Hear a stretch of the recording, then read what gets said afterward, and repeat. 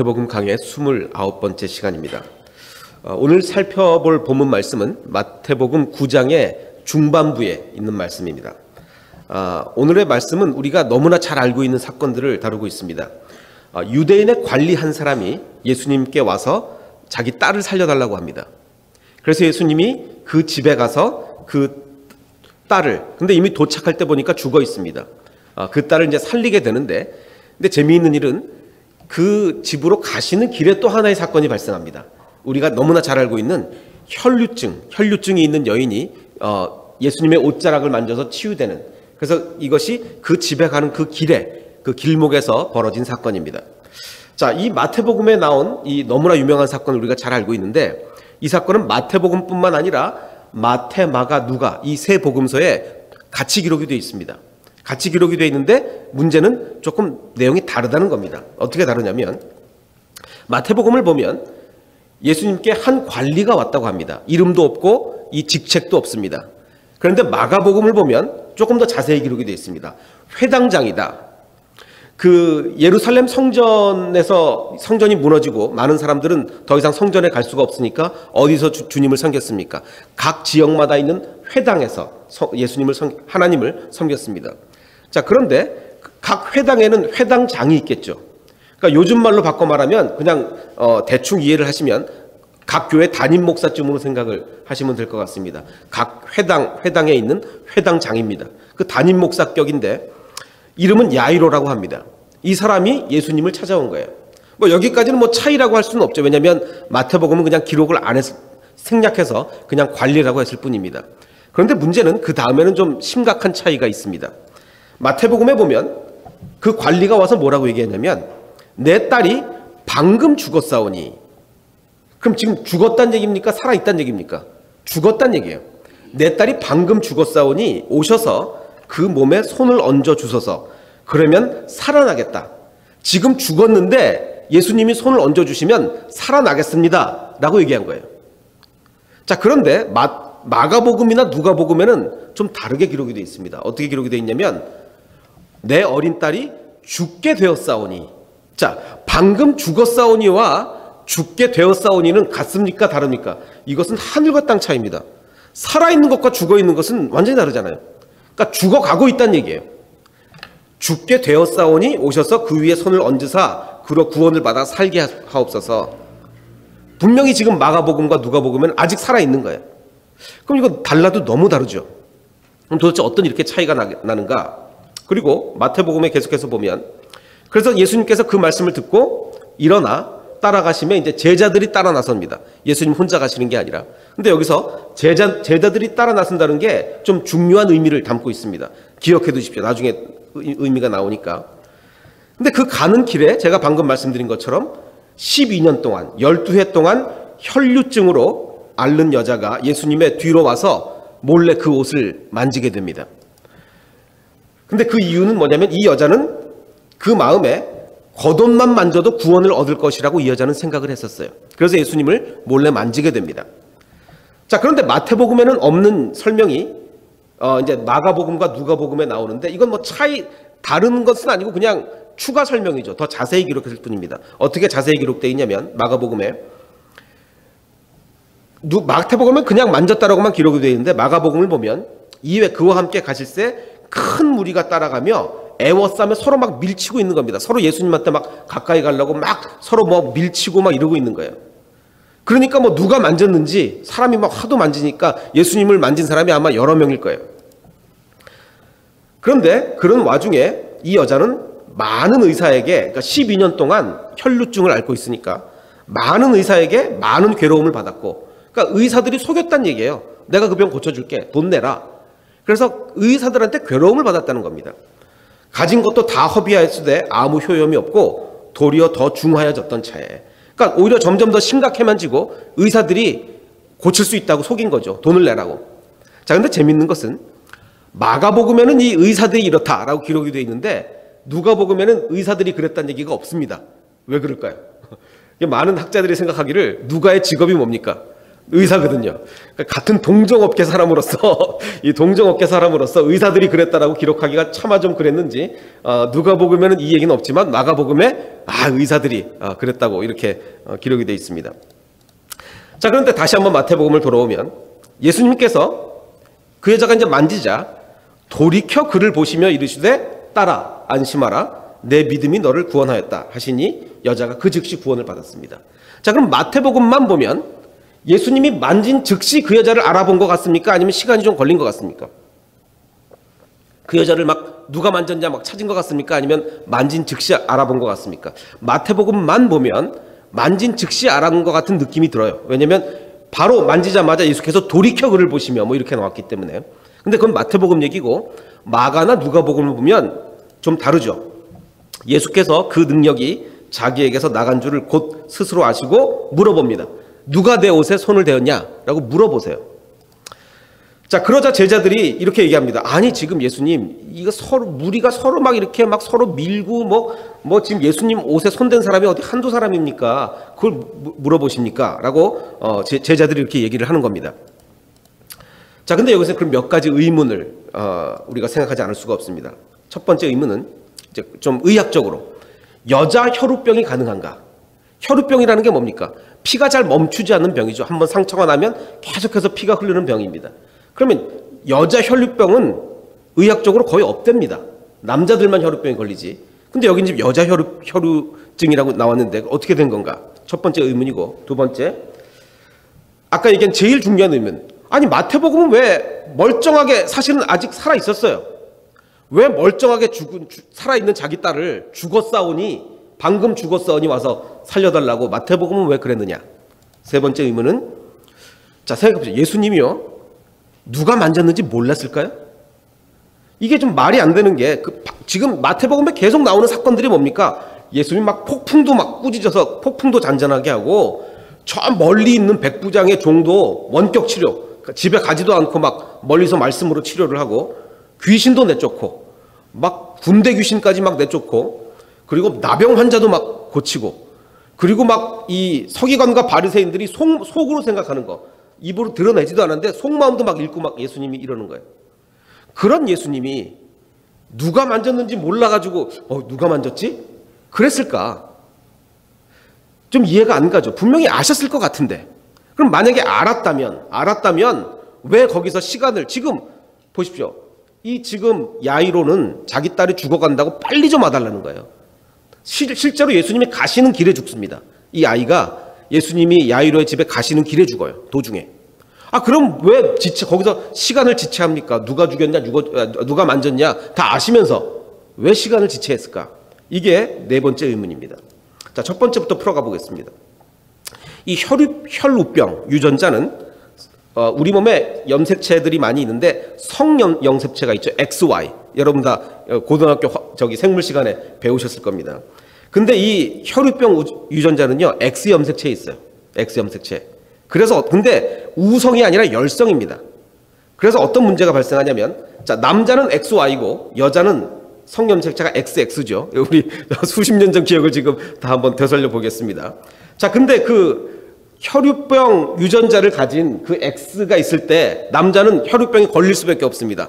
XY니까 X에 혈우병 DNA가 있으면 혈우병이 걸리는 거예요. 근데 여자는 XX인데 한쪽 X가 혈우병이 있다. 그럼 혈우병이 아닙니다. 왜? 열성이기 때문에 이 다른 쪽 X 때문에 혈우병이 안 나오는 거예요. 안 나와요. 어떨 때만 여자는 나오게 돼 있습니까? 둘 다 혈우병 XX. 그러니까 둘 다 혈우병 DNA가 있을 때만 여자는 혈우병이 나오게 돼 있어요. 근데 문제는 이렇게 둘 다 XX가 둘 다 혈우병이 있으면 뱃속에서 죽습니다. 그러니까 살아서 나올 수가 없어요. 글쎄 얼마 전에 제가 몇 년 전에 의학 리포트를 읽은 게 이래도 불구하고 아주 극심하게 작은 확률로 여자 혈우병 아이가 태어날 수 있다는 의학 보고서를 읽은 것 같은데, 그러면은 이 여자는 정말 그렇게 전 세계에 몇 명 없을 만한 아주 특이한 케이스냐? 그게 아닌 것 같습니다. 왜냐하면 성경이 우리가 혈우병이라고 알고 있잖아요. 혈우병, 이 여자는. 근데 그게 아니라 성경은 혈류증, 증세가 피를 흘리는 증세다. 그 킹제임스 버전에도 a flow of blood, 계속 그냥 피를 흘리는 거다. 그래서 많은 학자들이 혈우병이 아니고 그냥 이 여자가 12년 동안 오랫동안 하혈을 했다. 하혈을 했다라고 대부분의 학자들이 그렇게 생각을 합니다. 왜냐하면 그 혈우병이라는 단어를 성경에서 쓰지 않았어요. 성경에서 쓰지 않고 그냥 혈류증, 증세가 계속 피를 흘렸다. 그러니까 12년 동안 하혈을 한 거죠. 혈우병이 아닙니다. 그러니까 여러분 이제 고민하실 필요가 없는 겁니다. 아, 여자가 혈우병이 없다는데 이 여자가 어떻게 된 거지? 이렇게 고민하실 필요가 없습니다. 지금 첫 번째 의문은 해결이 된 겁니다. 자, 그러면 이제 문제는 네 번째 의문부터 보겠습니다. 예수님은 분명히 그 능력으로 뭐 바다도 잔잔케 하고 뭐죠? 사람의 마음도 다 읽으시고 뭐 나병 환자 뭐 못하시는 일이 없는데 왜 이 여자가 누가 만졌는지를 그 중에서 왜 몰랐을까? 아셨단 말이에요. 그럼 아셨으면 빨리 가지. 네가 만졌구나. 내가 너 축복할게. 너 다 낫어 하고 얼른 가셔서 야일의 딸을 고쳐주실 것인데 왜 거기서 누가 만졌냐 이러면서 왜 시간을 끄냔 말이죠. 자, 그러자 예수님이 누가 만졌냐고 얘기를 나와라 이렇게 하니까 그 여자가 자기에게 이루어진 일을 알고 두려워하죠, 당연히. 왜냐면요, 지금 이 그 성경 시대에는 그 구약 율법에 하혈을 하는 여자는 부정하게 돼 있습니다. 그래서 어느 누구와도 접촉을 하면 안 돼요. 하혈을 하는 여자는 부정합니다. 그게 생리건 아니면 어떤 병으로 인한 하혈이건 월경에 의한 생리는 일주일간 부정하게 돼 있습니다. 그래서 다른 사람과 접촉을 못하게 돼 있습니다. 그리고 그냥 하혈을 계속해도 부정합니다. 이 부정한 여자는 어느 누구도 만져도 안 돼요. 근데 감히 예수님의 옷자락을 자기가 만진 거 아닙니까? 얼마나 두려움에 떨겠어요. 그래서 여자가 두려움에 떨면서 그 앞에 엎드려 모든 사실을 아뢰입니다. 제가 12년 동안 지금 이루고 있었는데 날 것 같아서 당신의 옷자락을 만졌습니다. 그러자 예수께서 이르시되 딸아, 내 믿음이 너를 구원하였으니 평안히 가라. 이렇게 얘기를 해주십니다. 예수님은요, 그럼 알면서 왜 나오라고 했을까요? 너구나. 내가 너 다 고쳐줬어. 그럼 나 지금 급하니까 빨리 갈게. 이게 아니라 왜 나오라고 그랬을까요? 이 여자는요, 12년 동안 사회생활을 못했습니다. 숨어 살았어요. 철저하게 격리돼서 숨어 살았습니다. 왜냐면요, 얼마나 얼굴이 창백했겠습니까? 빈혈이 뭐 말도 아니겠죠. 사람들이 다 알아보는 거예요. 이 여자는 지금 얼굴에 주홍 글씨가 박혔습니다. 저 여자는 하혈하는 여자다. 저 여자는 사회에서 격리시켜야 된다. 회당에 갈 수 있습니까? 못 갑니다. 하나님 예배 드리는데 절대로 갈 수가 없습니다. 그 율법적으로 부정하기 때문에. 예수님은요, 이 여자가 사회로 스스로 걸어 나오게 만드신 거예요. 나와라. 네 발로 나와라. 여태까지 12년 동안 숨어 살았지만 네 발로 걸어 나와서 이제 모든 사람한테 당당히 얘기해라. 이제 너는 다 고침을 받았다. 예수님은 그 여자를 끌어내신 거예요. 사회 속으로. 자, 그래서 이제 예수님이 그 말씀을 막 하고 계시는 도중에 말씀을 하실 때 회당장의 집에서 사람들이 와서 회당장에게 이렇게 얘기합니다. 당신의 딸이 죽었습니다. 그러니까 마태복음에 죽었다는 건 그게 아니라니까요. 안 죽었다니까요. 그러니까 죽었으니까 이제 더 이상 선생님 괴롭히지 말고 그냥 장례를 치릅시다. 지금 그 얘기를 하는 겁니다. 그럼 도대체 어떻게 된 일입니까?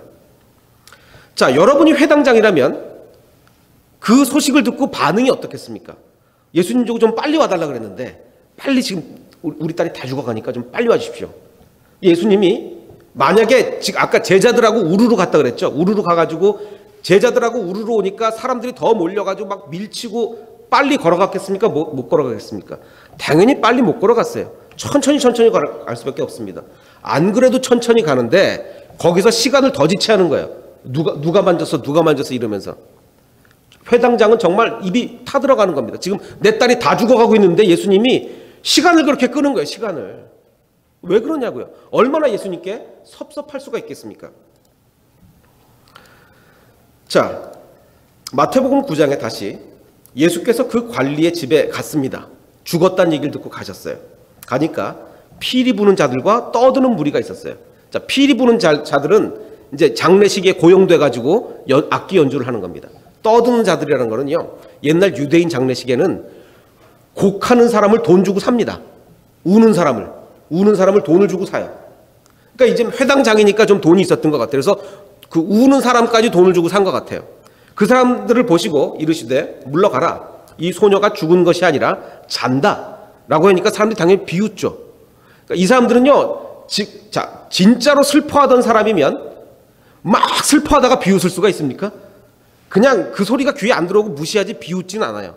그러니까 이 사람들은 슬퍼하진 않는데 그냥 돈 받고 그냥 아이고 아이고 하는 사람이에요. 그러니까 뭐 말도 안 되는 얘기 하니까 지금 막 비웃는 거예요.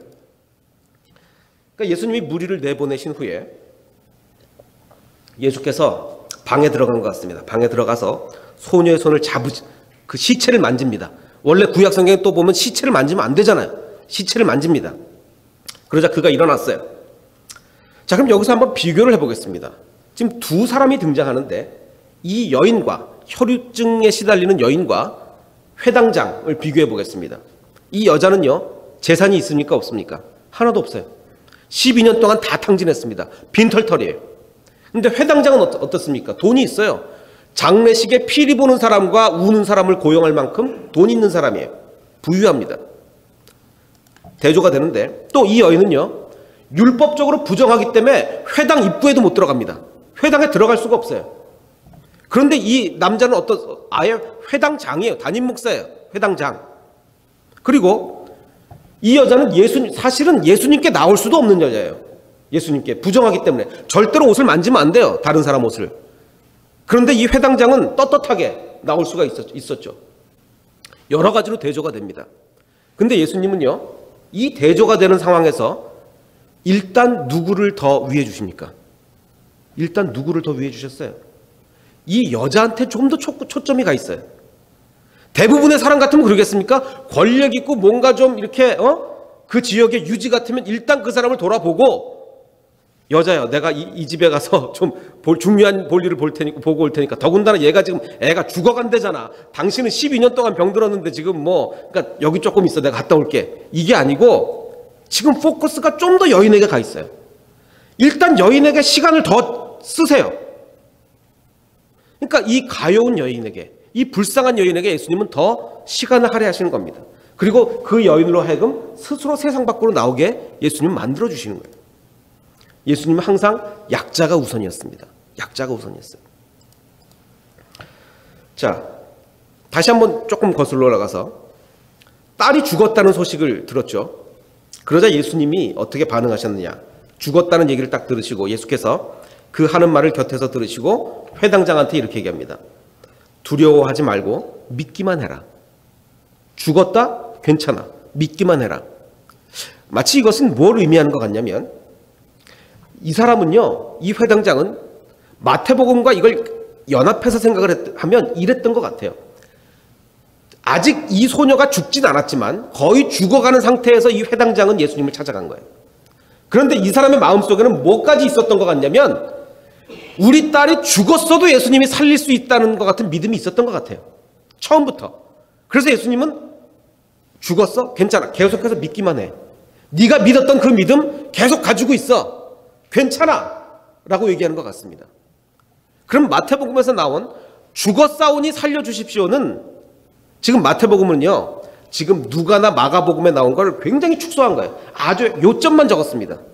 요점만 적다 보면요, 이게 이렇게 축소가 될 수밖에 없어요. 무슨 얘기인지 아시겠죠? 여러분도 긴 얘기 짧게 하려면 사실 죽은 것도 아닌데 죽었어도 살릴 수 있다, 이 얘기를 그냥 앞에 해버린 거죠. 그러니까 성경을 볼 때는요, 절대로 한 구절만 보면 안 됩니다. 다른 데를 다 살펴봐야 돼요. 그래서 이게 마태복음에서 이게 아직 안 죽었는데 죽었어도 살릴 수 있는 믿음을 가지고 있었기 때문에 이렇게 적은 거구나 라고 생각을 해야 됩니다. 자, 한 가지 사실을 더 보면, 이 회당장 야이로가 주님께 나올 때 뭐라고 얘기를 했냐면, 방금 죽었사오나 오셔서 그 몸에 손을 얹어 주십시오 라고 마태복음에 이렇게 기록이 되어 있습니다. 근데 사실 이제 그런 믿음을 가졌기 때문에 이렇게 기록이 된 건데, 이게 지금 회당장으로서 할 수 있는 얘기일까요? 절대로 할 수 없는 얘기일까요?